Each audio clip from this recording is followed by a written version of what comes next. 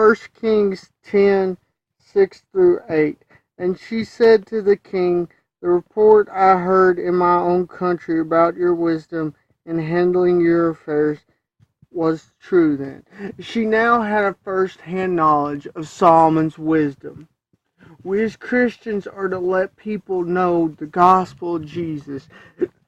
Tell them what he's done for our life, but it's for them to have that understanding for their own. We're to strive to help them come to the place where they know to seek, and maybe even help them seek God.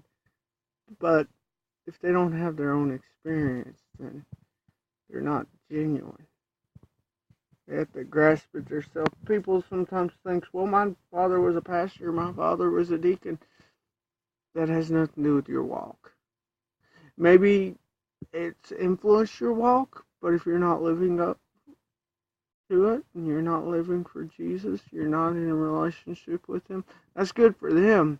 It does nothing for you. It's an opportunity for you to come, and a missed one if you haven't. But we're to strive for our own experience with the Lord. People can't deny our story. We should share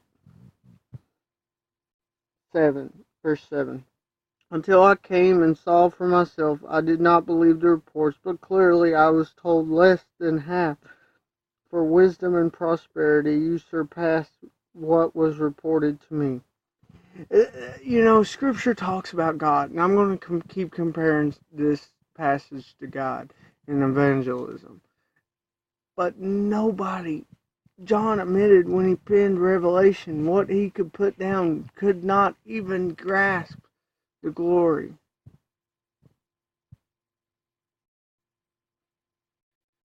We as people have trouble sharing emotion, genuineness. We can tell people we're happy and excited and use metaphors to explain it, but they can't feel it. They might be able to relate and feel it for us, but it's about our own experiences. And I say these people who talked to her were probably her subjects and told her the best they could about it.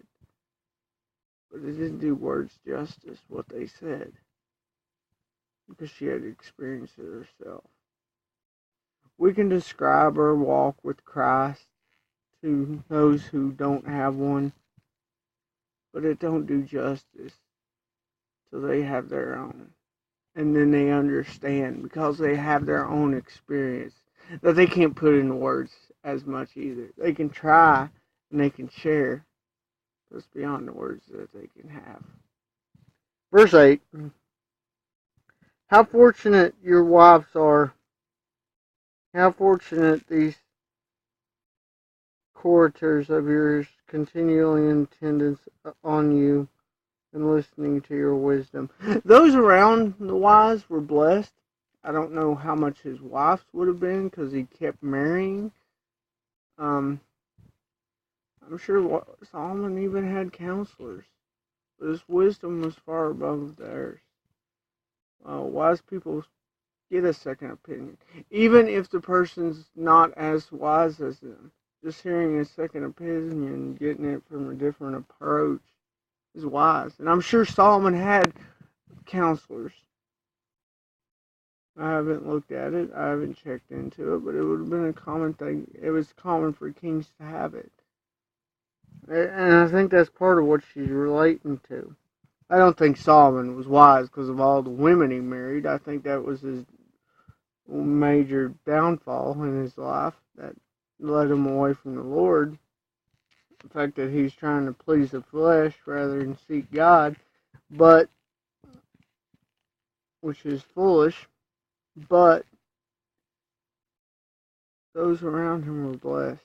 There's no greater blessing we can receive in life than our own personal experience with the Lord. And we just gain in wisdom and grow so much from being in contact in his presence. Solomon, I'm not even claiming Solomon was Lord. Like I said, in part he was foolish. But I'm using this as a metaphor to talk about God. So I believe this is a small picture we can see of Christ and how to evangelize and how we need to grow in Him so that some of His wisdom may impart to us where we can use it and help others.